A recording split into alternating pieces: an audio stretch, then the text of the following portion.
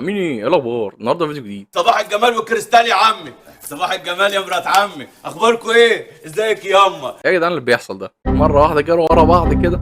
عشان افهمكم الموضوع، انا بقالي كتير ما نزلتش فيديوهات عن موبيل ده مبدئيا، ولكن مفاجاه بالنسبه لي حصل حاجات كتير قوي لما انا وقفت انزل عن موبيل. وقبل ما نبدا الفيديو ما تنساش لايك وسبسكرايب للقناه، فعاوز ارجع له كل جديد اللي احنا بنعمله، واعمل شير للفيديو، والشير اللي بيجيب غيرك، وحاول تكمل الفيديو لحد الاخر عشان احنا عندنا مشاكل كتير جدا في حوار ساعات المشاهده. وقبل ما انسى، اخيرا القناه بقى ليها منتدى ممكن نشارك فيها افكارنا وملاحظاتنا او حاجات مميزه في الفيديو، او حتى الميمز، او ممكن تصميمات اعلانات موبيل زي ما انا كنت بعمل في الاول. يلا نكمل. طبعا عشان اوضح لكم الموضوع، حصل حاجات كتير ورا بعض بالنسبه لاخبار ماما مو وموبيل بالذات. لما نزلت اغنيه، يعني انا بالنسبه لي لما نزلت اغنيه هيرتز انا كنت فاكرها نكته في الاول. لا لا لا لا لا لا لا لا لا لا لا يابا دابا دابا دابا. ايه ده؟ انا قلت بقى خلاص، يعني كده هنوقف بقى على كده، كان الله بالسر عليم، والاغنيه حلوه والدنيا تمام، وتحسسك ان انت في الفضاء الخارجي.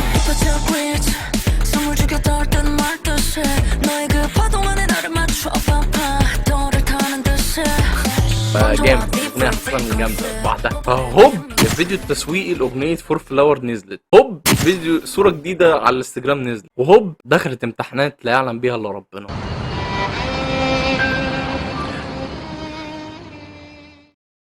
على العموم بمناسبة كأس العالم اللي احنا فيها دلوقتي، حبيت اتكلم عن روعة مومبي لو موجودة في منتخب كوريا في كأس العالم. يعني مش عايز اقول لك انا كنت اشجع كوريا الصراحة، مش هشجع مصر، خلينا ساكتين بدون رخامة. يعني كان نفسي فرقة ماما موت تفتتح كأس العالم السنة دي. انت طبعا هتيجي تقول لي ازاي يا عم، دي فرقة كوري ومش عارفة كأس العالم دي معمولة في امريكا وفي كندا وفي المكسيك، ايه يعني اللي دخل فرق كورية؟ حلو، رد عليا. لا لا لا انا بسألك، يبقى رد عليا انت بقى. تحب اسمعك نكتة؟ غير الفكرة بقى اللي انا قلتها لك دلوقتي، جابوا عديمة الكاريزما وعديمة الجودة ليسا افتتاحية كأس العالم في أمريكا. وجود ليسا أساسا لوحده هو نكتة، لو أي حد عنده مخ لازم يفكر فيه شوية. هي من تايلاند، اشتهرت في كوريا الجنوبية مع فرقة بلاك بينك، وعملت افتتاحية كأس العالم في أمريكا. يا أخي الدنيا دي عليها حاجات. بمناسبة افتتاحية كأس العالم، في ناس قارنت افتتاحية ليسا وافتتاحية جونكوك في قطر. بعيدا عن أي حاجة، انا كده مش مهتم ولا بجون كوك ولا بليسا، انا مش من ضمن الفانز بتوعهم.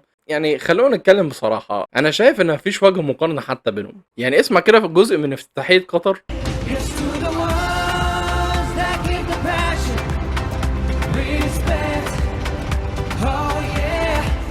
تمام، شوف بقى افتتاحيه كاس العالم بتاع ليسا.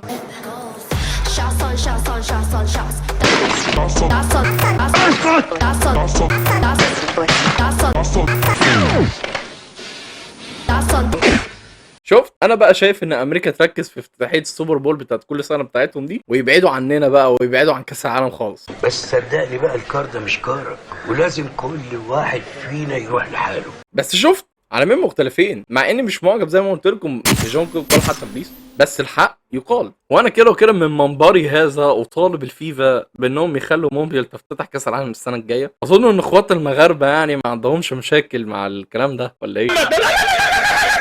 استاذ محمد، يعني حتى لو ماما مو يعني مش هخسر. انا لا اعتقد اغنيه فور فلاور نزلت بعد اغنيه هيرتز، الصراحه كانت اغنيه رهيبه.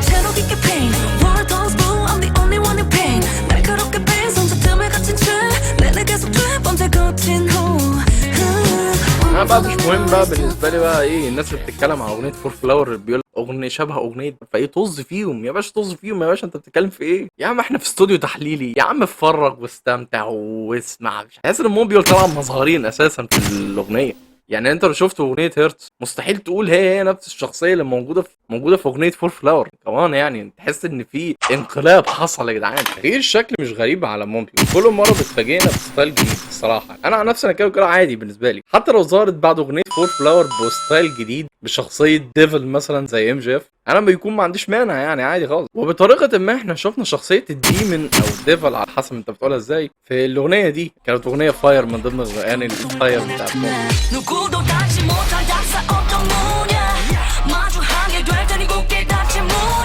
ودي مش اول ولا اخر اغنيه تكون بالستايل الظلامي. بتحسسني دايما باللي هو دارك سايد اوف ذا موبيل، فاهم قصدي؟ تنفع عنوان، خلي بالك لو حد يعرف موبيل شخصيا يبقى ابعتوا لها الفيديو ده يمكن تستفيد. وفي النهايه يعني حبيت ااكد الفيديو ده ما كانش هيتعمل اساسا، يعني بسبب التعليق الجامد ده حط في دماغي ان انا ممكن انزل فيديو عن موبيول تاني. سيبكم من الحوار ده، خلص الفيديو ما تنسوش تعمل لايك وسبسكرايب للقناه، وفعل زر الجرس توصلوا كل جديد من اللي احنا بنعمله، واعمل شير للفيديو وشيرك بيجيب غيرك. ولو انتوا عايزين ننزل فيديو تاني عن مونبيول او نتكلم عن الاغاني اللي نزلت في الفتره دي، زي ما قلت لكم في جنان حصل، تحس ان شركه ار بي دبليو عرفت ان انا عندي امتحانات وعندي ميد ترم وعندي مش عارفه ايه، قالت تعالى نرخم على الواد ده يرحم يتفرج على مونبيول. المهم خلص الفيديو، اشوفك فيديو جاي وسلام.